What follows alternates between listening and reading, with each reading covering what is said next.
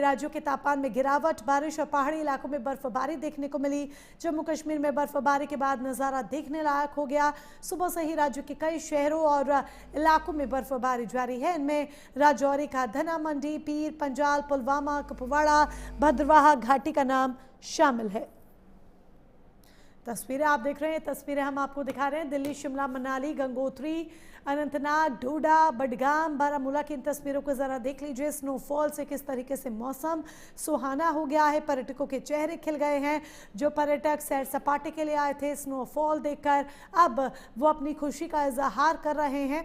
रास्तों पर बर्फ की मोटी मोटी चादर हालांकि जो जम गई है, उसकी वजह से यातायात थोड़ा बाधित जरूर हो रहा है, लेकिन जो लोग खास तौर पर अपने घर से दूर पहाड़ी इलाकों का जिन्होंने छुट्टी मनाने के लिए रुख किया था, उनकी छुट्टियां स्नोफॉल देखकर, बर्फबारी देखकर सफल जरूर हो गई हैं।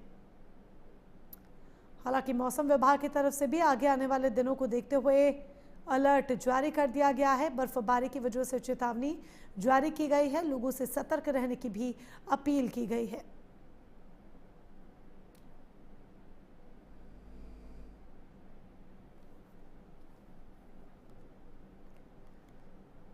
उत्तर प्रदेश में मुसलमान वोट को लेकर एक बार फिर से अब राजनीति में भूचाल मचा है। डिप्टी सीएम ब्रजेश पाठक ने मुसलमानों को लेकर सपा अध्यक्ष अखिलेश यादव पर निशाना साधा। क्या कुछ उन्होंने कहा, ये पूरा मामला दरअसल क्या है जिसको लेकर बवाल मचा है, इस रिपोर्ट के जरिए देखिए।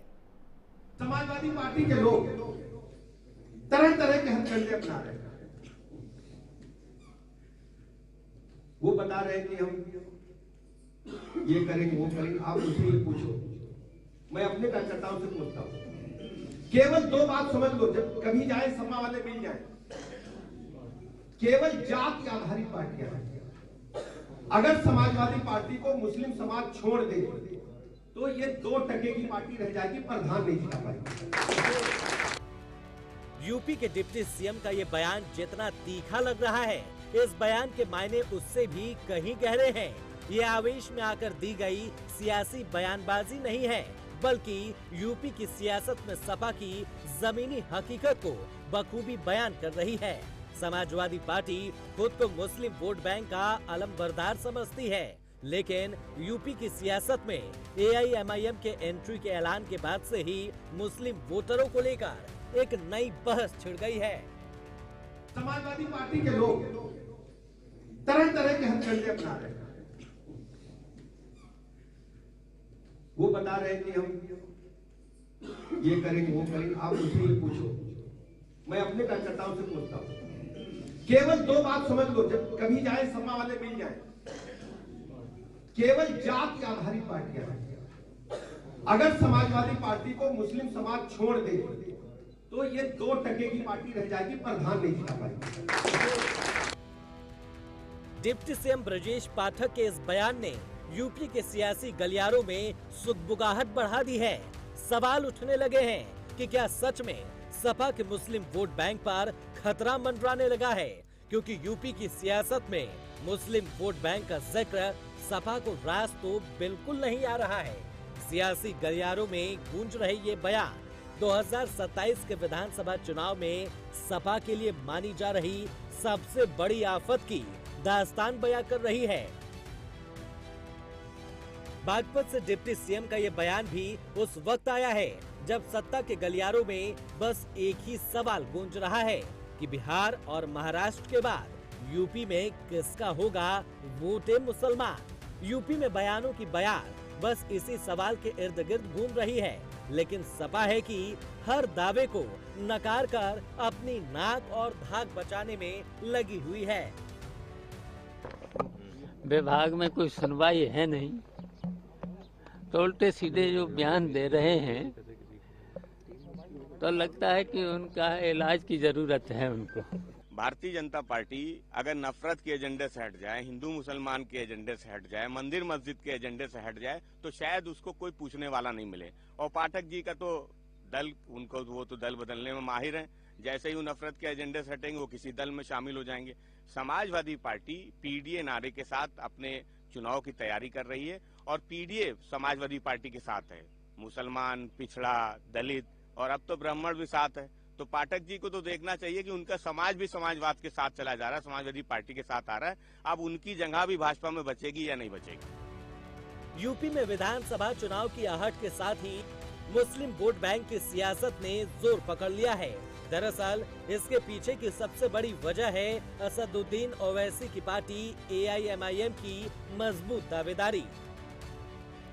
ओवैसी बीते कई चुनाव से विपक्ष के मुस्लिम वोट बैंक में सेंध लगाते आ रहे हैं और अब वो यूपी में भी ताल ठोक रहे हैं। ऐसे में AIMIM का एक्सटेंशन सपा के लिए टेंशन बनता जा रहा है। बिहार विधानसभा चुनाव में ओवैसी ने 5 सीटें जीती। AIMIM ने महाराष्ट्र में बढ़त हासिल कर सपा का किला गिराया। BMC चुनाव में 8 सीटें जीती। पूरे महाराष्ट्र में 125 सीटों पर जीत मिली। ओवैसी यूपी विधानसभा चुनाव 2027 के लिए ताल ठोक रहे हैं। 2022 विधानसभा चुनावों में AIMIM ने सपा को नुकसान पहुंचाया था। यूपी में कई सीटों में मुस्लिम वोटरों की भूमिका निर्णायक होती है। माना जा रहा है महाराष्ट्र की तरह ओवैसी का नैरेटिव यूपी में भी सपा को नुकसान पहुंचा सकता है।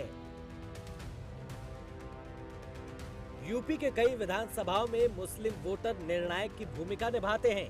ओवैसी और AIMIM के नेताओं की ओर से दिए जा रहे आक्रामक बयान ये बता रहे हैं कि इस बार AIMIM मुस्लिम वोट बैंक पर सपा को वॉकओवर देने के मूड में नहीं है। अगर AIMIM ने यूपी में अपनी जमीनी पैठ बढ़ाई तो सपा के MY यानी मुस्लिम यादव यारी में दरार पड़ने की पूरी संभावनाएं हैं। ये SIR कराना चुनाव आयोग का अधिकार है, लेकिन उस प्रक्रिया को पारदर्शिता रखने के लिए हम लोग बैरिस्टर ओवैसी साहब लगातार आवाज़ उठाते रहे। जब बिहार में हुआ तो चीफ इलेक्शन कमीशन से मुलाकात भी किया, सुप्रीम कोर्ट भी गए, उसके बाद आधार को एड ऑन किया गया था। तो उस प्रक्रिया को पारदर्शी रखा जाए, ये हमारा संकल्प है। 5000 वॉलंटियर मजलिस इत्तेहादुल मुस्लिमीन के यूपी में SIR की प्रक्रिया में भागीदार बने, लेकिन बहुत से BLOs की जाने गई। हम उनके परिवारों के प्रति संवेदना प्रकट करते हैं। ये कहीं ना कहीं जल्दबाजी में किया गया। AIMIM के आला कमान का ये अंदाज, ये इशारा माना जा रहा है कि वो सपा के साथ गठबंधन के मूड में तो कतई नहीं है। ऐसे में सपा के लिए राह आसान तो बिल्कुल भी नहीं होगी।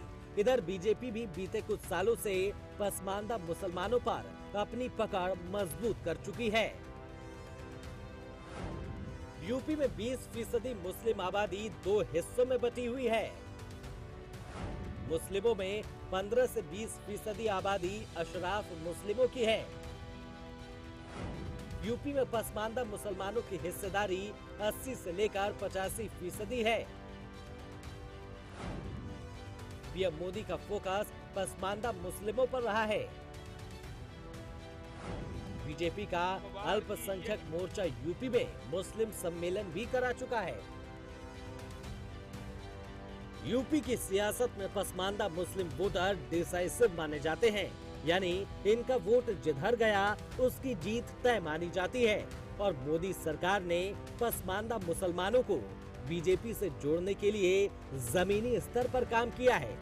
इस लिहाज से 2027 की सियासी मुस्लिम वोट बैंक के लिहाज से भी काफी दिलचस्प होने वाली है। Bureau report, prime news. और लखनऊ से बड़ी खबर आपको बता दें, कल अमित शाह करेंगे